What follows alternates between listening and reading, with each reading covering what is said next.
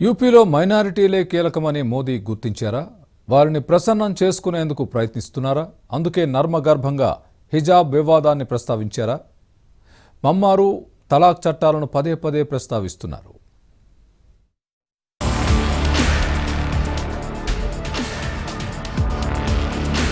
ఉత్తరప్రదేశ్, ఉత్తరాఖండ్ ఎన్నికల కోసం మోదీ రూటు మార్చినట్లున్నారు. ఇప్పుడు మైనారిటీలను, ముస్లిం మహిళలను ప్రసన్నం చేసుకునే పనిలో పడిపోయారు. తొలుత వర్చువల్ గా ప్రచారం నిర్వహించిన మోదీ తర్వాత నేరుగా జనంలోకి వచ్చి భారీ బహిరంగ సభల్లో ప్రసంగిస్తున్నారు. ఎస్పీ నేత అఖిలేష్ యాదవ్ దూసుకుపోతున్నారని గుర్తించిన బీజేపీ ఆయన ఓటు బ్యాంకును చీల్చితేనే యూపీలో విజయం సాధ్యమని నిర్ధారణకు వచ్చింది. యూపీ మొత్తం 20% ముస్లిం జనాభా ఉండగా పడమటి యూపీలో మాత్రమే 27% మంది ఉన్నారు. తొలి దశల్లో పడమటి యూపీలో ఎన్నికలుండగా అక్కడి ముస్లిం వర్గాల ఓట్లే లక్ష్యంగా హామీలు వదులుతున్నారు. గతంలో ముస్లిం కోసం తాము చేసిన చట్టాలను మోదీ స్వయంగా ఏకరువు పెడుతున్నారు.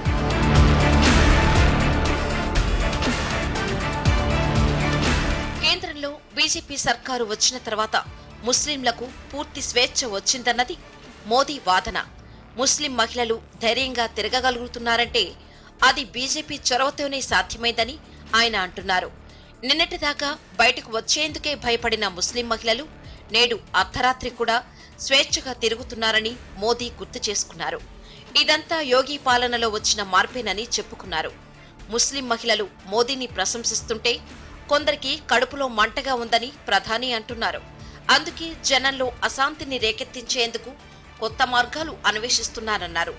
కర్ణాటక కళాశాలల్లో రగులుతున్న హిజాబ్ వివాదాన్ని పరోక్షంగా ప్రస్తావిస్తూ కొన్ని రాజకీయ పార్టీలు ఎన్నికల లబ్ధి కోసమే ఇలాంటి పనులు చేస్తున్నాయన్నారు. मोदी के तरफ में चली जाएगी तो घर में ही उनका राज आ जाएगा और इसलिए मुस्लिम बहन बेटियों का उनको हक रोकने के लिए, उनके विकास की आकांक्षाओं को रोकने के लिए नए नए तरीके खोजे जा रहे हैं. वो लोग मुस्लिम बहनों को बरगला रहे हैं ताकि मुस्लिम बेटियों का जीवन हमेशा पीछे ही रहे. हमारी सरकार हर मजलूम, हर पीड़ित मुस्लिम महिला के साथ खड़ी है. ముజఫర్ నగర్, షారాన్పూర్ హింసాకాండను మోదీ ప్రధానంగా ప్రస్తావిస్తున్నారు.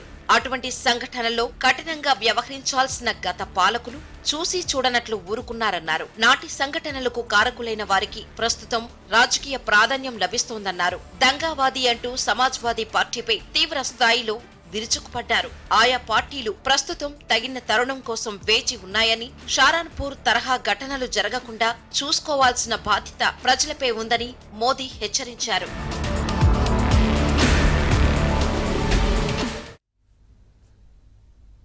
యూపీ ఎన్నికల్లో మాటల తోటాలు పేలుతున్నాయి.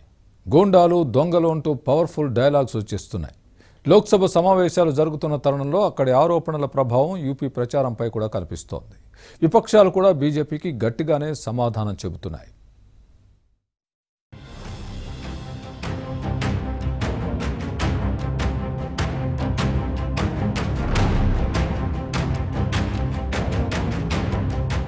యూపీలో తొలిదశ పోలింగ్ జరిగిన వేళ మిగతా ప్రాంతాల్లో ప్రచారం తీవ్ర స్థాయిలో జరుగుతుంది. ప్రత్యక్ష ప్రచారానికి వచ్చిన ప్రధాని మోదీ సమాజ్వాదీ పార్టీపై పూర్తి స్థాయిలోనూ, కాంగ్రెస్ పార్టీపై కొంతమేర విరుచుకుపడ్డారు. ఆ రెండు పార్టీలు వారసత్వ రాజకీయాలను ప్రోత్సహిస్తున్నాయని మోదీ అన్నారు. సమాజ్వాదీ పార్టీ గూండా రాజ్యానికి నిలువెత్తు నిదర్శనమని మోదీ అన్నారు. వారసత్వ పార్టీలు అధికారంలోకి వస్తే చివరకు కరోనా వ్యాక్సిన్ కూడా రోడ్ల మీద అమ్ముతారని ఆరోపించారు. అధికారం కోసం సమాజ్వాదీ పార్టీ ఆచరణ అసాధ్యమైన హామీలు ఇస్తోందన్నారు. అధికారానికి వచ్చే అవకాశం లేదన్న ధైర్యంతోనే అసాధ్యమైన హామీలు ఇస్తోందన్నారు. मैं ये इसलिए कह रहा हूं क्योंकि ये जो गोर परिवारवादी लोग सरकार में होते तो शायद वैक्सीन रास्ते में ही कहीं बिक जाती और आप कोरोना से भय से आतंकित होकर के जीवन मृत्यु की लड़ाई लड़ने के लिए मजबूर हो जाते हैं। బీజేపీ అధ్యక్షుడు నడ్డా కూడా వారసత్వ రాజకీయాలపైనే మాట్లాడారు. కశ్మీర్ నుంచి తమిళనాడు వరకు విపక్ష పార్టీలన్నీ వారసత్వ రాజకీయాలకు నిలయంగా మారాయన్నారు. बताइए उत्तर प्रदेश में समाजवादी पार्टी परिवार की पार्टी है कि नहीं है? बताइए बिहार में आरजेडी परिवार की पार्टी है कि नहीं है? बताइए वेस्ट बंगाल में ममता की पार्टी परिवार की पार्टी है कि नहीं है? बताइए उड़ीसा में बीजू की पार्टी परिवार की पार्टी है कि नहीं है? बताइए आंध्र प्रदेश में टीडीपी और वाईएसआर दोनों ही परिवार की पार्टी है कि नहीं है? बताइए तेलंगाना में केसीआर की पार्टी परिवार की पार्टी है कि नहीं है? बताइए डीएमके तमिलनाडु में परिवार की पार्टी है कि नहीं है? बताइए महाराष्ट्र में शिवसेना और एनसीपी परिवार की पार्टी है कि नहीं है? और इंडियन नेशनल कांग्रेस भारतीय कांग्रेस न ये राष्ट्रीय रह गई है, कुछ स्टेटों में सीमित हो गई है, और ये भारतीय तो रही नहीं गई है अब ये, और ये भी भाई और बहन की पार्टी हो गई है, यह भी अब राष्ट्रीय पार्टी नहीं रही है, यह भी हमको ध्यान में रखना। యూపీ సీఎం యోగి ఆదిత్యనాథ్ తన రాజకీయ జీవితంలో అత్యంత కీలకమైన ఎన్నికలను ఎదుర్కొంటున్నారు. ఎక్కడా విపక్షాలకు అవకాశం ఇవ్వకుండా విమర్శనాస్త్రాలను సంధిస్తున్నారు. బీజేపీ పాలనలో ప్రతి ప్రాంతానికి తగిన ప్రాధాన్యం లభించిందని చెప్పుకున్నారు. ఒక్కో నియోజకవర్గానికి తాను అరడజను సార్లు వచ్చానని గుర్తు చేస్తున్నారు. సమాజ్వాదీ నేతలు తమ సొంత నియోజకవర్గాలకే రారని ఆయన ఆరోపిస్తున్నారు. ప్రజా సంక్షేమం కావాలంటే మరోసారి బీజేపీకే ఓటేయాలని యోగి కోరుతున్నారు. बमबाजी करने वाले दूसरे लोग की यात्रा में या जेल की यात्रा में जा चुके हैं।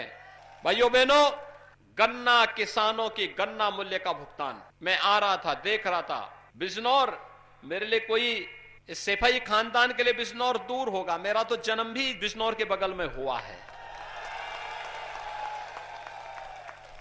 तो बिजनौर मेरे लिए दूर कहां है? पहले के मुख्यमंत्री नहीं आते थे, मैं तो दर्जनों बार आ चुका हूं, एक महीने में चौथी बार आ रहा हूं मैं आपके बिजनौर में। కాంగ్రెస్ పార్టీ కూడా ప్రచారాన్ని తారాస్థాయికి తీసుకెళ్లింది. కాంగ్రెస్ ప్రధాన కార్యదర్శి ప్రియాంక గాంధీ ఈసారి యూపీ ఎన్నికలను ప్రతిష్టాత్మకంగా తీసుకున్నారు. గంటసేపు కూడా విశ్రమించకుండా ఆమె ఇంటింటికి తిరుగుతున్నారు. రోడ్ షోలు నిర్వహిస్తున్నారు. ప్రతి ఒక్కరితో మాట్లాడుతున్నారు. స్థానికంగా ఉన్న సమస్యలను అడిగి తెలుసుకుంటున్నారు. రాష్ట్ర వ్యాప్తంగా చేయాల్సిన పనులను కూడా తెలుసుకుంటున్నారు. ఓటర్ల నుంచి ఆమెకు మంచి స్పందనే వస్తోందని విశ్లేషణలు వినిపిస్తున్నాయి.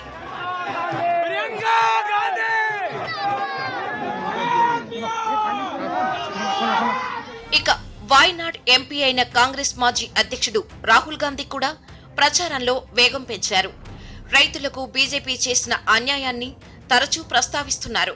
3 వ్యవసాయ చట్టాలను వెనక్కి తీసుకున్నప్పటికీ ఇప్పుడు రైతులకు ఎలాంటి ప్రయోజనాలు కల్పిస్తారో చెప్పడం లేదని రాహుల్ గుర్తు చేస్తున్నారు.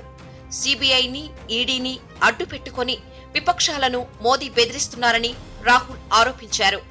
రాహుల్ తన మాటలను వినడం లేదని మోదీ చేసిన ఆరోపణలను సైతం కాంగ్రెస్ నేత తిప్పికొట్టారు. किसने रोका? हिंदुस्तान के किसानों ने और कांग्रेस पार्टी ने। टक्कर मोदी की कांग्रेस पार्टी देती है। उन्होंने सही कहा, राहुल गांधी नरेंद्र मोदी की नहीं सुनता। वो नरेंद्र मोदी जी सोचते हैं कि सबको उनसे डर लगता है, सोचते हैं कि ईडी सीबीआई से मैं किसी को भी दबा दूं। मुझे नरेंद्र मोदी से डर नहीं लगता, उल्टा मुझे हंसी आती है। उनके अहंकार को देखकर मुझे हंसी आती है। ఇక రైతులు తక్కువ సంఖ్యలోనే బీజేపీకి ఓటేస్తారని భారతీయ కిసాన్ యూనియన్ అంటోంది. మెజారిటీ రైతులు కమలం పార్టీపై తీవ్ర ఆగ్రహంతో ఉన్నారని రైతు నాయకుడు రాకేష్ టికాయత్ అన్నారు. రైతు ఉద్యమం ప్రారంభమైన తర్వాత 700 మంది వ్యవసాయదారులు చనిపోయినా ప్రభుత్వానికి చీమ కుట్టినట్లు లేదని చెప్పుకొచ్చారు. కిసాన్ యూనియన్ ఏ పార్టీకి మద్దతివ్వటం లేదని గుర్తు చేస్తూనే బీజేపీ ఓడిపోవాలని మాత్రం కోరుకుంటున్నామన్నారు. యూపీలో యోగి ప్రభుత్వం అన్ని ప్రాంతాలను విస్మరించిందని ఆయన ఆరోపించారు. అన్ని వర్గాలను అవమానపరిచిందన్నారు. పైగా బీజేపీకి ఓటేయాలని ఆర్ఎస్ఎస్ ప్రచారం చేయడమే కాకుండా ఓటర్లను బెదిరిస్తోందన్నారు.